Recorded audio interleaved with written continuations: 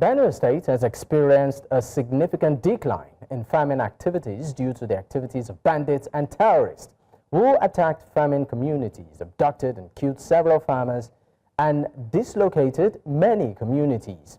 At least 56 persons have been confirmed dead in Gbagir, local government area, and Logo local government area of the state, both in the Sankera axis of Benue State. Well, joining me on the show right now to discuss this is Benson Ijachi, is the chairman of a court party in Benue State.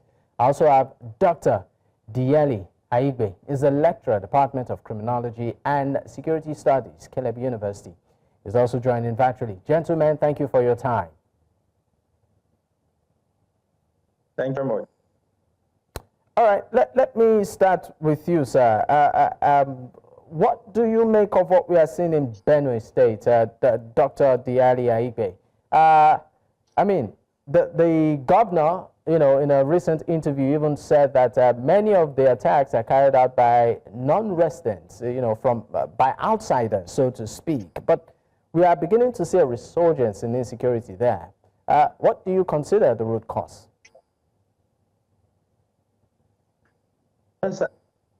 Like that last time talked about that in the state, we were doing talk about very play and well, presumably last fortnight ago, this killing in the course, and then a week's time, 2 weeks later, there was a killing in Warimpa. I know the local government. I was making a promotion how to provide security and cover their relations. To believe that security will be taking place through the locals, through the local government, and a lot of funds being released now. But it's really sad now, Benue now, he says the wrong signal to the outside world that is on bandits and so-called farmers herders, you know, others or this speculation about it, but we're not sure about it. You know, but so we've seen that we're under the United Nations Resolution 245, 246, talking about the use of technology in the way of absorbing the kind of use of human security. The agency have been strained that there is battle fatigue in our military and the law enforcement agency. So we have recommended under the United Nations Resolution 245 and 256. We talked about the use of technology to aid in our borders are very porous, you know, corruption in the system. You can turn a blind eye.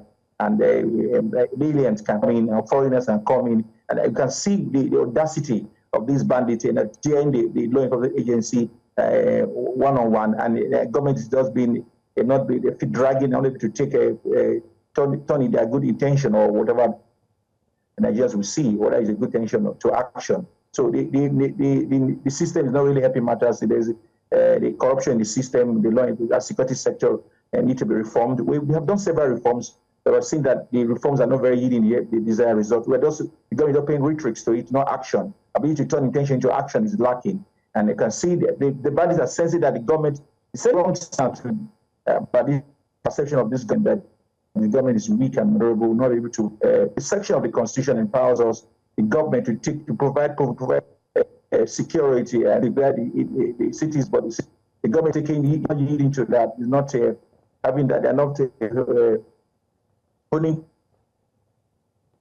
last year when there was a national security forum, and the president did that for stakeholder engagement, the national security, and it's something on national security and the sustainability development. There's a percent in Nigeria, and the professor were really saying, "Well, we need to publish that paper because if we get that sustainability where that national security and sustainability to bring that."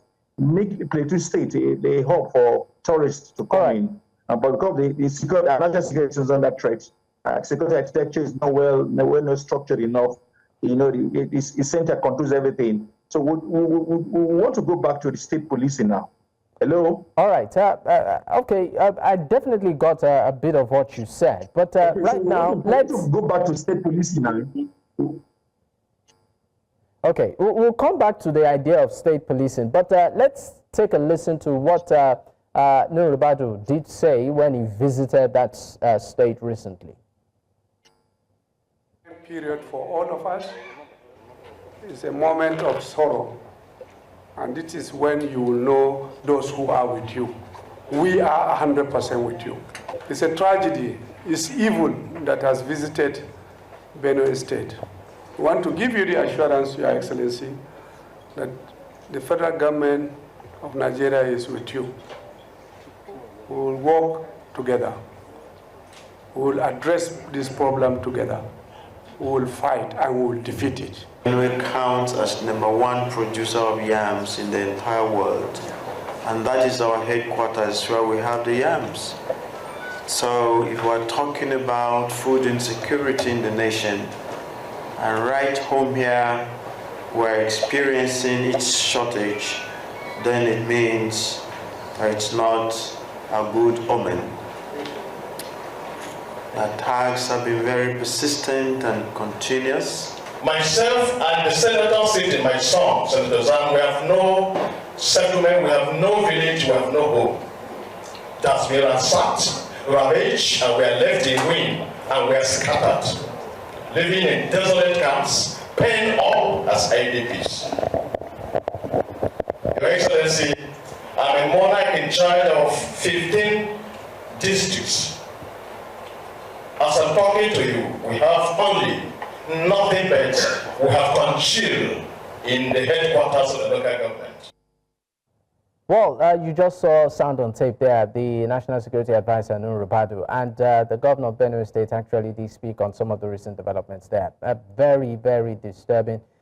Even though we are seeing a commitment from the government saying that they will do every single thing to ensure that peace and stability is restored, back to the state. Dr. Diyeli, I'm still going to bring you on. Based on what you've had from the National Security Advisor, from the governor, is this different from what what Nigerians might consider, or some Nigerians might consider, the same rhetorics over time? Is there any difference to this one? Yes, the same rhetorics. They're like politicians playing their lives with other Nigerians. Rhetorics is not going to solve the problem. You just come to within the cameras and making these comments. The government should be tired of making the same approach.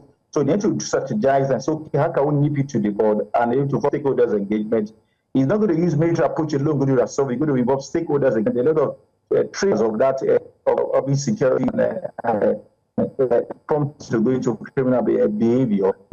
And we're not even looking at the victims, we're not looking at the victim. One victim, I used to tell my students in is to look at what the victim of those who are they are traumatized already now.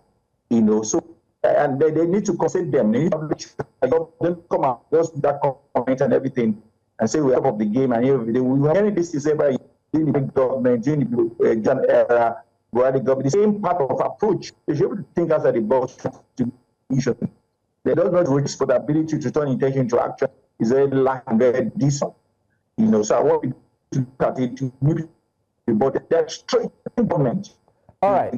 How to provide security and lives, and that's training them. So they should come out with all this, smoke out with all the now to come out and smoke out these bandits. They're sending a wrong signal to us. They're sending the wrong signal to the government. That the government is weak and it's sending wrong signal to the international community, the global community, that Nigeria is into a state. So the government, the president cannot afford to take last night and able to come rally around, put stakeholders engagement.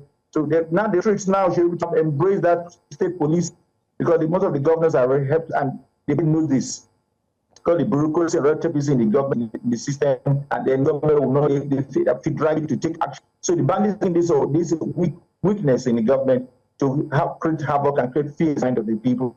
All right, Dr. Diyeli Aigbe. If you can hear me, Dr. Aigbe.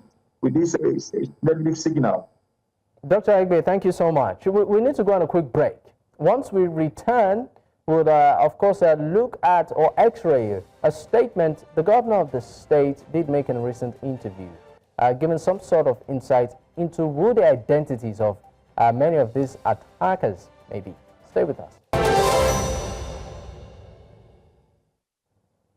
Many thanks for staying with us. It's still Politics HQ on News Central Television, and of course we are discussing developing events as regards security in Benue State. I still have my guest with me, Dr. Diyeli Aigbe.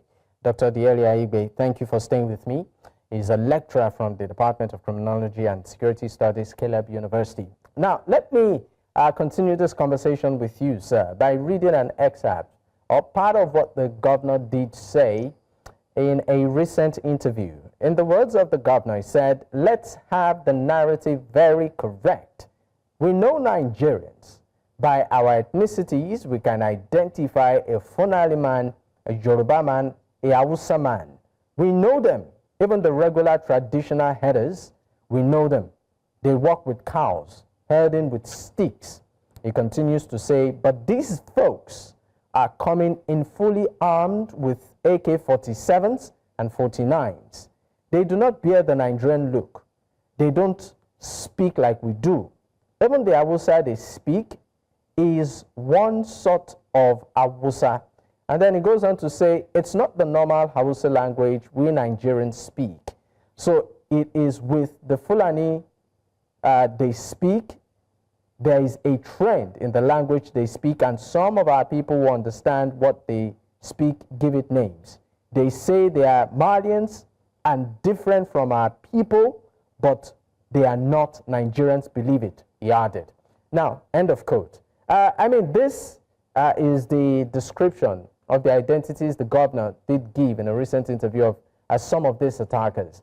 And my question to you is this: what do you think as a nation we are doing enough to protect our borders from, the infiltration of, should there be substance to the claims of the governor, terrorists and attackers like this? Emphatic no, that for emphatic no, not we're speaking here, just playing to the gallery, and I know the international community acting on those general. We're not putting the features or the need to actions. But in addition about the use of technology, the technology could go a long way ahead, but because of the corruption sector, it will not allow that to work, and because it will expose it within them. So it will help them to aim to put this, because it's for them. And the justice system, this part is not top notch. Is a awareness, and even though we go through process of persecuting these people, you see one have powerful chance, and you can also take laws there and don't see.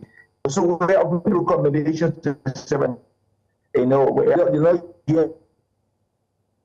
So if we cannot just use human, we cannot be agency. We cannot use technology. The use of AI and intelligence is going to aid human beings. We need to be law enforcement, police in this part of the world very, very easy and more you make it work no reason for you. Because and it's so sad again. Person is hard for you to conduct some research. Trade police staff college, and it's most of the enforcement that they chanted because they're not being paid, they're not being all the national security dog president came in. Dr. Diyeli